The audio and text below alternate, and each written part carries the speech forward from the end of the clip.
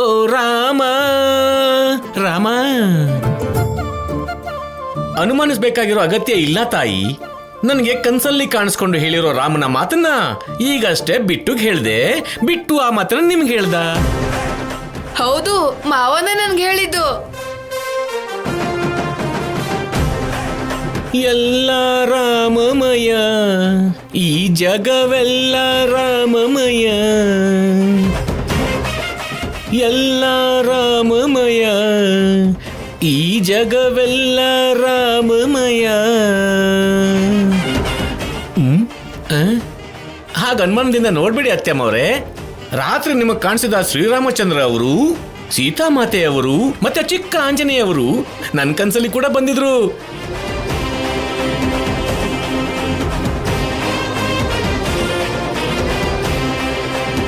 ಭಕ್ತ, ನಿಮ್ಮ ಅತ್ತೆಗೆ ದರ್ಶನ ಕೊಟ್ಟು ಎಲ್ಲವನ್ನು ವಿವರವಾಗಿ ಹೇಳಿದ್ದೀವಿ, ಅದನ್ನೆಲ್ಲ ಜೊತೆಗಿದ್ದು ಮಾಡಿಸುವಂತ ನನ್ನ ಹತ್ರ ಹೇಳಿದ್ರು. ಎಲ್ಲ ರಾಮಮಯ, ಎಲ್ಲ ರಾಮನಿಚ್ಛೇನೆ. ಇದನ್ನೆಲ್ಲ ನನ್ನ ಕೈಲಿ ನಂಬಕ್ಕೆ ಆಗ್ತಿಲ್ಲ ಭಾವನವ್ರೆ. ನಮ್ಮಮ್ಮ ಯಾವಾಗ್ಲೂ ರಾಮನಿಗೆ ಪೂಜೆ ಪುರಸ್ಕಾರಗಳನ್ನ ಮಾಡೋದ್ರಿಂದ ಅವ್ರಿಗೆ ಕನ್ಸಲ್ಲಿ ಸೀತಾರಾಮ ಕಾಣಿಸೋದ್ರಲ್ಲಿ ಒಂದು ಅರ್ಥ ಇದೆ. ಹೌದೌದೌದೌದು. ಆದ್ರೆ ನೀವು ಪೂಜೆ ಅಂದ್ರೆ ಸಾಕು ಕಿಲೋಮೀಟರ್ ಲೆಕ್ಕದಲ್ಲಿ ಓಡ್ತೀರಾ. ಅದ್ ಹೇಗ್ ನಿಮಗ್ ಕಾಣಿಸ್ಬಿಟ್ರು ಅಂತ. ಅದೇ ಹೇಗಂದ್ರೆ ರಾಮ ದೇವರು ಭಕ್ತರಿಗೆ ಅಷ್ಟೇ ಅಲ್ಲ, ಮೂರ್ಖರಿಗೂ ಹಂಗೆ ದರ್ಶನ ಕೊಡ್ತಾರೆ ಅಂತ ಅಜ್ಜಿನೇ ಹೇಳ್ತಿರ್ತಾರಲ್ಲ, ಹಾಗೇನೋ ನಡೆದಿರುತ್ತೆ ಅಷ್ಟೇ. ಹಾ, ಹೌದೌದು. ದೇವರು ಒಳ್ಳೆಯವ್ರ ಜೊತೆಗೆ ಮೂರ್ಖರಿಗೆ, ಕಳ್ಳರಿಗೆ, ಕದೀಮರಿಗೆ, ಸೋಂಬಾರಿಗಳಿಗೆ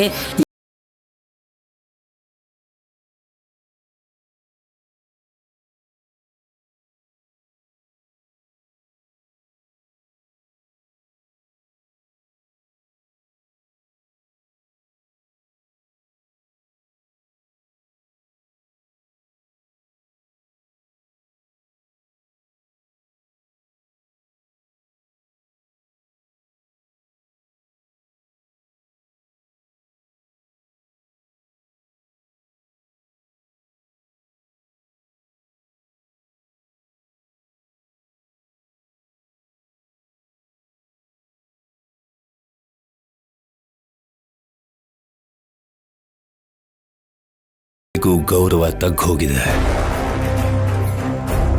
ಅಮ್ಮ, ನೀನು ಕೂಡನ ಹಾಗೆ ಹೇಳ್ಬೇಡ್ವೋ ರಾಜು. ನೀನಂದ್ರೆ ನಂಗೆ ಪಂಚ ಪ್ರಾಣ ಕಣೋ. ರಾತ್ರಿ ರಾಮ, ಸೀತೆ, ಆಂಜನೇಯ ಕನ್ಸಲ್ ಬಂದಿದ್ರು. ಈ ಕಲ್ಯಾಣೋತ್ಸವ ನಮ್ಮನಿಂದಾನೇ ಆಗ್ಬೇಕು ಅಂತ ಹೇಳಿದ್ರು.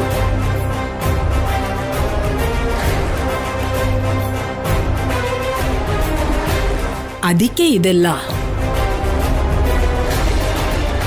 ಕ್ಷಮಿಸಿ ಭಾವನವ್ರೆ, ನನ್ನ ಕನ್ಸಲ್ಲೂ ಕಾಣಿಸಿ ಹಾಗೇನೆ ಹೇಳಿದ್ರು.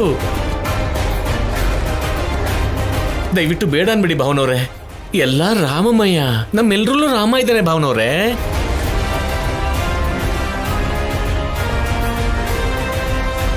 ಅಣ್ಣ, ಅಮ್ಮನ ಕನ್ಸಲ್ ಬಂದಿದ್ದ ಶ್ರೀರಾಮಚಂದ್ರ ನೀವು ಕಲ್ಯಾಣೋತ್ಸವ ಮಾಡಲಿಲ್ಲ ಅಂತಂದ್ರೆ ಊರಲ್ಲಿ ಮದುವೆಗಳು ನಡೆಯಲ್ಲ ಅಂತ ಹೇಳಿದ್ನಂತೆ. ಹಾಗೇನಾದ್ರೂ ಆದ್ರೆ ಸೀನು ಚಾರು ಮದುವೆ ನಿಂತು ಹೋಗುತ್ತೇನೋ ಅಂತ ಭಯ ಆಗ್ತಿದೆ.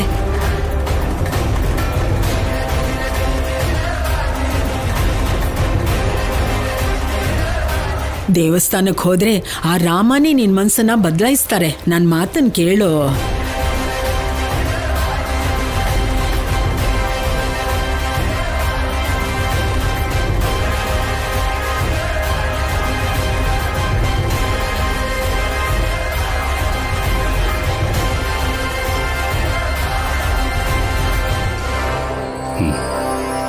ಸರಿ, ನಿಮ್ಮ ಇಷ್ಟ.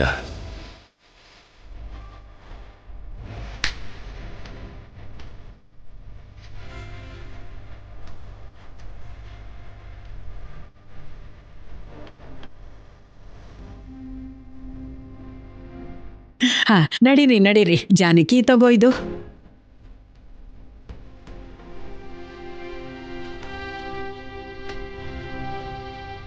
ರಾಜಿ, ತಗೋ. ನಡೀರಿ ನಡೀರಿ. ಎಲ್ರೂ ನಡೀರಿ. ನಡೀರಿ ನಡೀರಿ. ಎಲ್ಲ ರಾಮಮಯ, ಈ ಜಗವೆಲ್ಲ ರಾಮಮಯ. ಇದೆಲ್ಲ ನಿಂದೇ ಕೆಲ್ಸನ?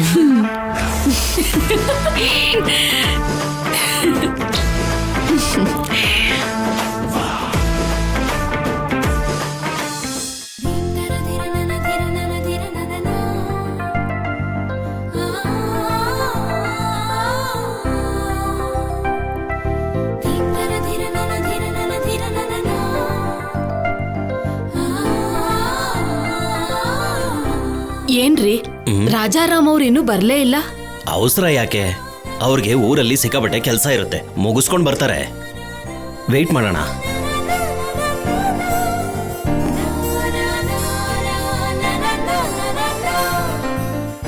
ನಮಸ್ಕಾರ ಬೀಗ್ರೆ. ನಮಸ್ಕಾರ ಅಣ್ಣ. ನಮಸ್ಕಾರ. ಹಾ, ಬನ್ನಿ ಬೇಗ ಎಲ್ರು. ಯಾಕೆ ಇಲ್ಲೇ ನಿಂತಿದ್ದೀರಾ? ಒಳಗಡೆ ಹೋಗ್ಬೋದಲ್ವಾ? ನೀವು ಬಂದ್ಬಿಡ್ಲಿ ಅಂದ್ಬಿಟ್ಟು ಕಾಯ್ತಾ ಇದ್ವಿ ಬೀಗ್ರೆ.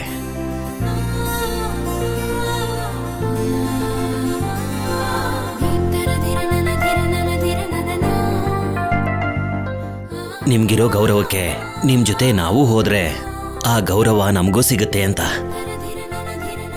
ಆ ಗೌರವನೇ ನಿಮ್ ಮಗಳು ನಮ್ಮನೆಗೆ ಸೊಸೆಯಾಗಿ ಬರೋದಿಕ್ಕೆ ಕಾರಣ ಆಗಿರೋದು ಬೀಗ್ರೆ. ನಿಮ್ ಜೊತೆಗೆ ಹೋಗೋಣ ಅಂತ ನಿಂತಿದ್ವಿ.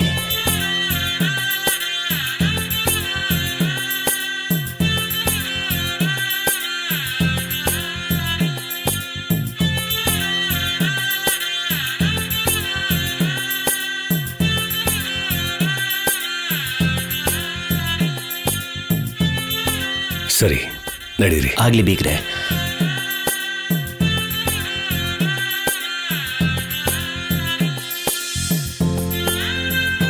ಪ್ರತಿ ವರ್ಷ ರಾಜಾರಾಮ್ ಅವರೇ ರೇಷ್ಮೆ ವಸ್ತ್ರ ಕೊಡ್ತಿದ್ರು. ಈ ವರ್ಷ ಪ್ರೆಸಿಡೆಂಟ್ ಅವ್ರು ಕೊಡ್ತಿದ್ದಾರೆ. ಏನ್ ನೋಡೋಣ. ಏನ್ ನಡೆಯುತ್ತೋ.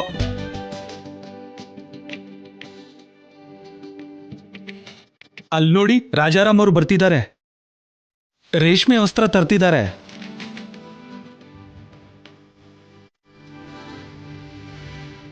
ರಾಜಾರಾಮ್ ಅವರೇ, ನೀವು ರೇಷ್ಮೆ ವಸ್ತ್ರನ ತಗೊಂಡ್ ಬರಲ್ಲ ಅಂತ ಹೇಳಿದಾಗ ನಾವು ತುಂಬಾ ನೊಂದ್ಕೊಂಡ್ವಿ. ಏನೋ ಮಾತಿನ ವರ್ಷಗೆ ಅಂದ್ರು ಅಂತ ಈಗ ಅನ್ನಿಸ್ತಿದೆ.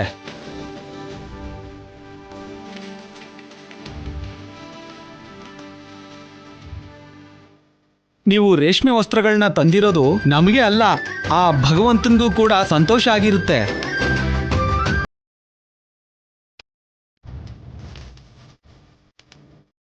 ಎಲ್ರಿಗೂ ನಮಸ್ಕಾರ. ನಮಸ್ಕಾರ. ಇದೇನ್ ರಾಜಾರಾಮ್ ಅವರೇ, ನಿನ್ನೆ ನೀವೇ ಅಲ್ವಾ ಹೇಳಿದ್ದು ರೇಷ್ಮೆ ವಸ್ತ್ರ ತಗೊಂಡ್ ಬರೋದಕ್ಕೆ?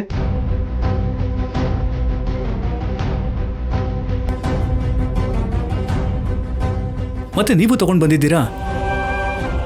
ನಿಮ್ಮನ್ನ ನಂಬ್ಕೊಂಡು ನಾವು ಏರ್ಪಾಡು ಮಾಡಿದ್ವಿ, ರೇಷ್ಮೆ ವಸ್ತ್ರ ಕೂಡ ತಂದ್ವಿ.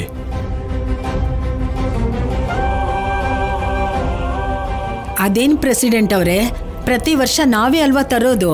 ಇದು ನಮ್ಮನೆ ಆಚಾರ, ನಮ್ಮೂರಿನ ಪರಂಪರೆ ಕೂಡ. ಅದು ಹಾಗಲ್ಲಮ್ಮ, ಈ ವರ್ಷ ನೀವು ತರಲ್ಲ ಅಂದಿದ್ದಕ್ಕೆ ಅಲ್ವಾ ನಾವು ತಗೊಂಡ್ ಬಂದಿದ್ದು.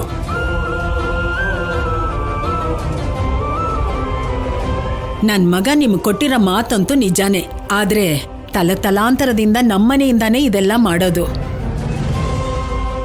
ನನ್ ಮಗ ಮಾತು ಕೊಟ್ಬಿಟ್ಟಿದ್ದಾನೆ, ಆದ್ರೂ ಆ ಸ್ವಾಮಿಗೆ ಅಮ್ಮನವ್ರಿಗೆ ರೇಷ್ಮೆ ವಸ್ತ್ರ ತಂದಿದೀವಿ. ಆ ದೈವ ಕೃಪೆ ಯಾರ ಮೇಲಿದ್ಯೋ ಅವರೇ ಮಾಡ್ತಾರೆ. ಅದೇನಮ್ಮ, ರಾಜಾರಾಮ್ ಅವ್ರು ಹೇಳಿದ್ದಕ್ಕೆ ತಾನೆ ನಾವೆಲ್ಲ ಏರ್ಪಾಡು ಮಾಡ್ಕೊಂಡಿದ್ದು. ಈಗ ರಾಮಂಗೆ ರೇಷ್ಮೆ ವಸ್ತ್ರ ಕೊಡ್ತೀವಿ ಅಂತ ಬೇಡ್ಕೊಂಡ್ವಿ, ಬೇಡಿಕೆ ತೀರಿಸ್ಬೇಕಲ್ವಾ? ಇಲ್ಲಿ ನೋಡಿ, ಸ್ವತಃ ಶ್ರೀರಾಮಚಂದ್ರನೇ ನಮ್ಮಮ್ಮನ ಕನ್ಸಲ್ ಬಂದು ಹೇಳಿದಾನೆ ರೇಷ್ಮೆ ವಸ್ತ್ರ ನಮ್ಮನೆಯಿಂದನೇ ಬರಬೇಕು ಅಂತ.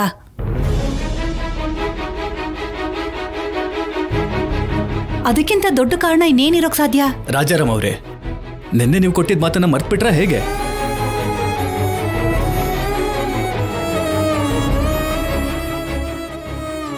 ಊರಿಗೆ ನ್ಯಾಯ ಹೇಳೋ ನೀವೇ ಹೀಗೆ ಮಾಡಿದ್ರೆ ಹೇಗೆ? ಇದು ನ್ಯಾಯನ ಹೇಳಿ? ಊರಿನ ದೊಡ್ಡವರೆಲ್ಲ ಇಲ್ಲೇ ಇದ್ದೀರಲ್ಲ, ನೀವಾದ್ರೂ ಹೇಳಿ.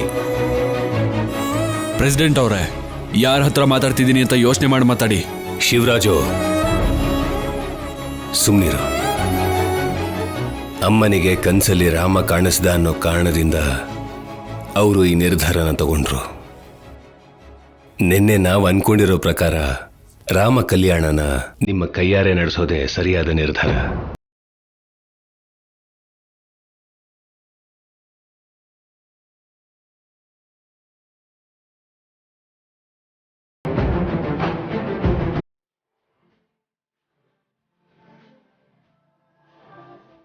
ನಿನ್ನೆ ನಾವು ಅನ್ಕೊಂಡಿರೋ ಪ್ರಕಾರ ರಾಮ ಕಲ್ಯಾಣನ ನೀವೇ ನಿಂತು ಮಾಡಿಸಿ.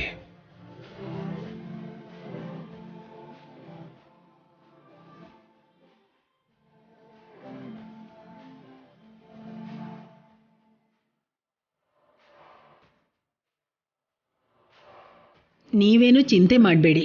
ರಾಜಾರಾಮ್ ಯಾವುದೇ ನಿರ್ಧಾರ ತಗೊಂಡ್ರು ಆ ರಾಮನೇ ಸ್ವತಃ ರಾಜಾರಾಮ್ ಕೈಯಲ್ಲಿ ರೇಷ್ಮೆ ವಸ್ತ್ರ ತಗೊಂಡು ಕಲ್ಯಾಣೋತ್ಸವ ಮಾಡಿಸ್ತಾನೆ.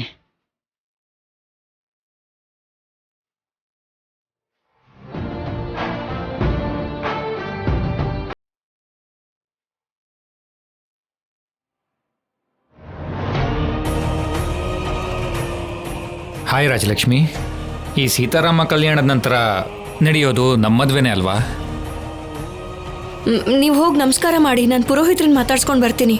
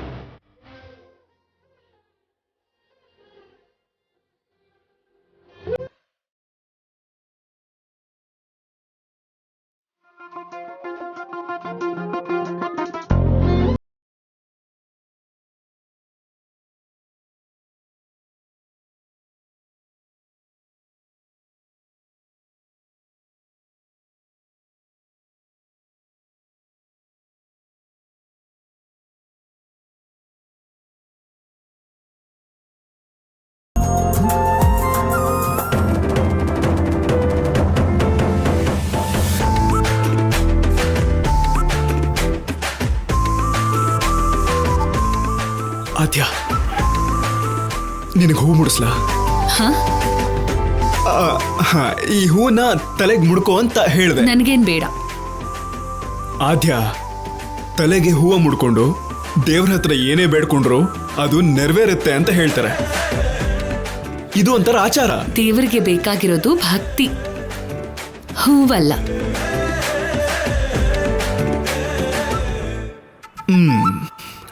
ಆದ್ಯ, ವೆಂಕಟೇಶ್ವರ ಸ್ವಾಮಿಗೆ ಇಬ್ರು ಹೆಂಡ್ತೀರು ಯಾಕಿದ್ದಾರೆ ಅಂತ ಗೊತ್ತಾ? ಅದನ್ನ ಅವ್ರ ಹತ್ರನೇ ಕೇಳು. ಕೇಳ್ತೀನಿ. ಸ್ವಾಮಿ, ನಿಮಗೆ ಶ್ರೀದೇವಿ ಭೂದೇವಿ ಅಂತ ಇಬ್ರು ಹೆಂಡ್ತೀರಿದ್ದಾರೆ. ನನಗೂ ಇಬ್ರು ಹೆಂಡ್ತಿರ್ಬೇಕು ಅಂತ ನಾನಂತೂ ಕೇಳ್ಕೊತಿಲ್ಲಪ್ಪ.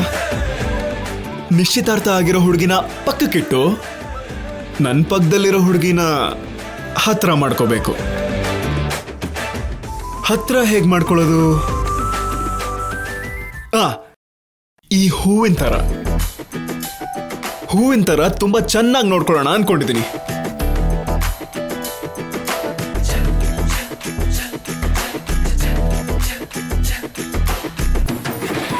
ಹಲ್ಲು ಉದ್ರೋಗತ್ತೆ.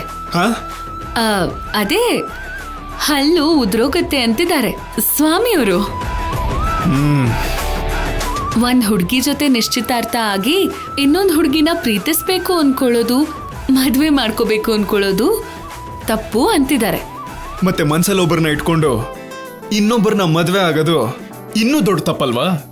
ಆ ತಪ್ಪನ್ನ ನಾನ್ ಮಾಡ್ತಿಲ್ವಲ್ಲ. ನಾನ್ ಮಾಡಿದ್ನಲ್ಲ. ಮತ್ತೆ ಆ ದೇವ್ರನ್ನೇ ದಾರಿ ತೋರಿಸಿ ಅಂತ ಕೇಳು. ಆ ಹೂವನ್ನ ದೇವ್ರಿಗೆ ಸಮರ್ಪಿಸಿ, ತಪ್ಪಾಗಿ ಹೋಯ್ತು ಸ್ವಾಮಿ, ನನ್ ಮನ್ಸು ಚಂಚಲವಾಗಿದೆ, ಹಾಗಾಗ್ದೇ ಇರೋ ಹಾಗೆ ನೀನೇನೆ ನೋಡ್ಕೋ ಸ್ವಾಮಿ, ನನ್ನಿಂದ ಯಾರಿಗೂ ತೊಂದರೆ ಆಗ್ದೇನೆ ಒಳ್ಳೆ ದಾರಿಯಲ್ಲಿ ನಡ್ಸು ಸ್ವಾಮಿ ಅಂತ ಕೇಳ್ಕೋ.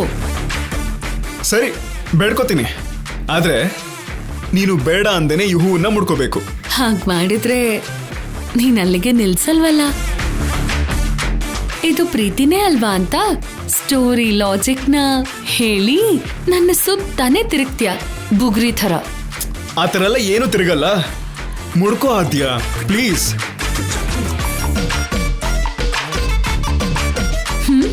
ಸರಿ, ಫ್ರೆಂಡ್ ಆಗಿ ತಗೋತೀನಿ. Okay okay.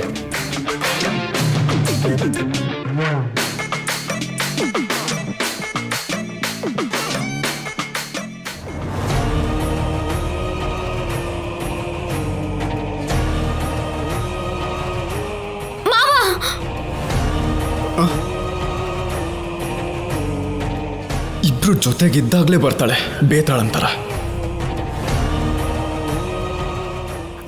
ಏನ್ ಚಾರು? ಅದನ್ನೇ ನಾನು ಕೇಳ್ತಾ ಇದ್ದೀನಿ. ಈಗ ಏನ್ ಮಾಡ್ತಿದ್ಯಾ ನೀನು? ನಾನೇನ್ ಮಾಡ್ದೆ? ಆ ಹೂವನ್ನ ಅವಳಿಗೆ ಯಾಕೆ ಕೊಡ್ತಾ ಇದೀಯಾ? ಅವಳಿಗೆ ಕೊಡ್ಬೇಕಾಗಿತ್ತು, ಕೊಡ್ತಿದ್ದೀನಿ. ಅಂದ್ರೆ ನಿನ್ ಮಾತಿನ ಅರ್ಥ ಏನು? ಮದ್ವೆ ಆಗ್ಬೇಕಾಗಿರೋ ಹುಡ್ಗ ಈ ರೀತಿ ದೇವಸ್ಥಾನದಲ್ಲಿ ಬೇರೆ ಹುಡುಗಿಗೆ ಹೂ ಕೊಡೋದು ಅಂದ್ರೆ ತಪ್ಪಲ್ವಾ? ಈಗಲೇ ಈ ವಿಷಯನ ಹೋಗಿ ಅತ್ತೆಗೆ ಹೇಳ್ತೀನಿ. ಚಾರು ಚಾರು ನಿಂತ್ಕೋ. ನಾನು ಹೂವ ಕೊಡ್ತಿರೋದು ಇವಳಿಗೋಸ್ಕರ ಅಲ್ಲ, ದೇವ್ರಿಗೋಸ್ಕರ. ದೇವ್ರ ಹತ್ರ ಇಡು ಅಂತ ಕೊಡ್ತಿದ್ದೀನಿ. ಓ ಹಾಗಾ? ಆದ್ರೂ ಕೂಡ ನೀನ್ ಕೊಡೋ ಹೂ ಆಗ್ಲಿ ಪ್ರೀತಿ ಆಗ್ಲಿ ಅದು ನನಗೆ ಮಾತ್ರ ಸ್ವಂತ. ಗೋವಿಂದ ಗೋವಿಂದ.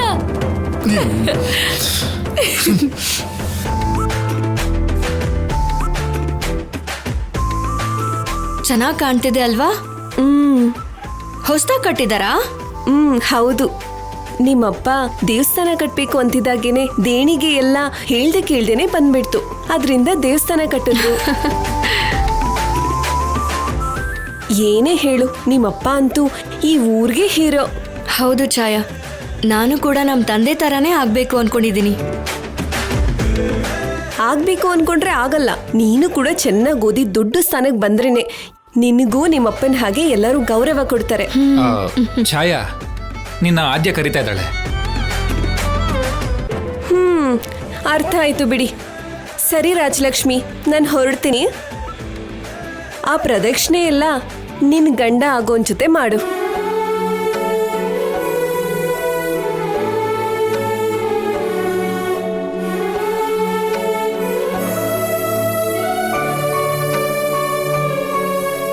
ಯಾಕೆ ಭಯ ಪಡ್ತಿದ್ಯಾ? ಮುಂದೆ ಗಂಡ ಹೆಂಡತಿ ಆಗೋರಲ್ವಾ, ಒಟ್ಟಿಗೆ ಪ್ರದಕ್ಷಿಣೆ ಹಾಕಿದ್ರೆ ಒಳ್ಳೇದು. ನಡಿ ಹೋಗೋಣ.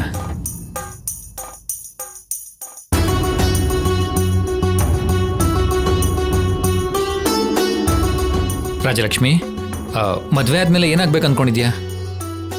ಚೆನ್ನಾಗಿ ಮಾಸ್ಟರ್ಸ್ ಎಲ್ಲ ಮಾಡ್ಕೊಂಡು ಅಪ್ಪನ ತರಾನೇ ಮನೇಲೂ ಹೊರಗಡೆನೂ ಒಳ್ಳೆ ಹೆಸರನ್ನು ತಗೋಬೇಕು. ಅದಾದ್ಮೇಲೆ ನಾನು ಮದುವೆ ಮಾಡ್ಕೋತೀನಿ. ಅದಾದ್ಮೇಲೆ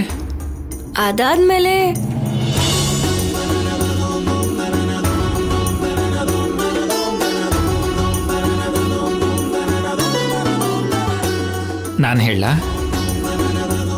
ಸಂಸಾರ, ಮಕ್ಕಳು ಅಷ್ಟೇ ಅಲ್ವಾ? ಹೌದು. ನೋಡು ರಾಜಲಕ್ಷ್ಮಿ, ಎಷ್ಟೇ ಓದಿದ್ರು ಯಾವುದೇ ಕೆಲಸ ಮಾಡಿದ್ರು ಹೆಣ್ಣಿನ ಜೀವನ ಕೊನೆಗೆ ಗಂಡ ಮಕ್ಕಳು ಅವ್ರ ಭವಿಷ್ಯನೇ, ಅಷ್ಟೇ ಅಲ್ವಾ?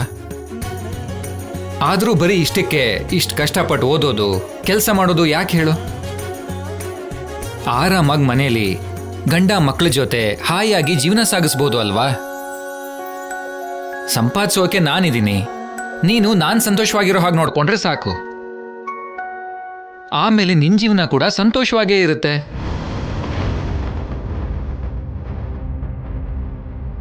ಇಲ್ಲ, ನಾನಂತೂ ಓದಲೇಬೇಕು. ನನ್ನ ಓದು ಕಂಪ್ಲೀಟ್ ಆದ್ಮೇಲೇನೆ ನನ್ನ ಮದುವೆ. ಸರಿ, ನಮ್ಮಿಬ್ಬರ ಮಧ್ಯೆ ಈ ವಾದ ಎಲ್ಲ ಯಾಕೆ? ಇಬ್ಬರು ಸೇರಿ 7 ಹೆಜ್ಜೆ ಹಾಕೋಣ. ನೀನು ಓದಬೇಕು ಅನ್ನೋ ಕೋರಿಕೆ ತುಂಬಾನೇ ಬಲವಾಗಿದ್ರೆ 7 ಹೆಜ್ಜೆ ನಡೆಯುವಾಗ ಯಾವುದೋ ಒಂದು ರೀತಿಲಿ ಆ ದೇವರೇ ನಿನ್ನ ತಡಿತಾನೆ. ಇಲ್ಲ ಅಂದ್ರೆ ನನ್ನ ಕೋರಿಕೆ ಏನಾದರೂ ಬಲವಾಗಿದ್ರೆ ನನ್ನ ಜೊತೆಗೆ ನಿನ್ನ 7 ಹೆಜ್ಜೆ ನಡೆಸ್ತಾನೆ.